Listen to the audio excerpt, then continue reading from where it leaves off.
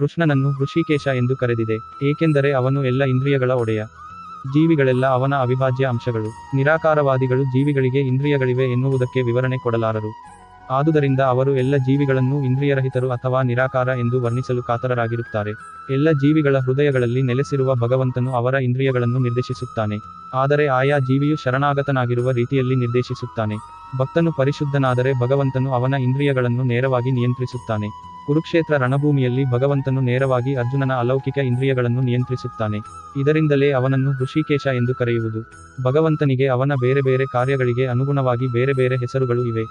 ಉದಾಹರಣೆಗೆ, ಅವನು ಮಧು ಎಂಬ ರಾಕ್ಷಸನನ್ನು ಕೊಂದ, ಆದುದರಿಂದ ಆತನ ಹೆಸರು ಮಧುಸೂದನ. ಅವನು ಗೋವುಗಳಿಗೂ ಇಂದ್ರಿಯಗಳಿಗೂ ಸಂತೋಷವನ್ನು ಉಂಟು ಮಾಡುತ್ತಾನೆ, ಆದುದರಿಂದ ಗೋವಿಂದ. ವಸುದೇವನ ಮಗನಾಗಿ ಅವತರಿಸಿದ್ದರಿಂದ ವಾಸುದೇವ. ದೇವಕಿಯನ್ನು ತಾಯಿಯಾಗಿ ಸ್ವೀಕರಿಸಿದ, ಆದುದರಿಂದ ದೇವಕಿನಂದನ. ತನ್ನ ಬಾಲಲೀಲೆಗಳ ಸಂತೋಷವನ್ನು ವೃಂದಾವನದಲ್ಲಿ ಯಶೋದೆಗೆ ಅನುಗ್ರಹಿಸಿದ ಕಾರಣ ಯಶೋದಾನಂದನ.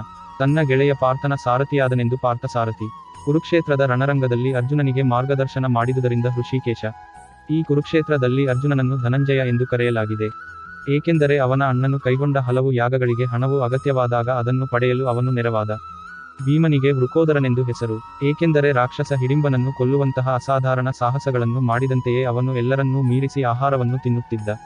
ಭಗವಂತನಿಂದ ಪ್ರಾರಂಭಿಸಿ ಪಾಂಡವ ಸೈನ್ಯದ ನಾಯಕರು ಊದಿದ ಶಂಖಗಳ ನಾದವು ಯೋಧರಿಗೆ ಹುರುಪನ್ನುಂಟು ಮಾಡಿತು. ಅವರ ಎದುರು ಪಕ್ಷದಲ್ಲಿ ಇಂತಹ ಪುಣ್ಯವಿರಲಿಲ್ಲ.